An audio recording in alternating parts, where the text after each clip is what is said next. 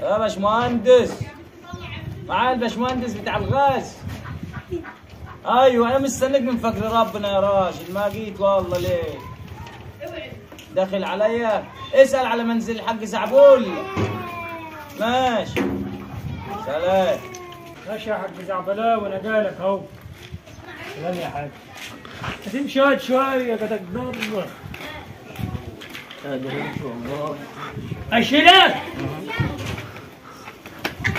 كان عايز اللي يشيلني. السلام عليكم يا حاج زعبلاء. عليكم السلام، اهلا اهلا اهلا اهلا اهلا. المنزل بتاعك. هو انتوا تبع ايه؟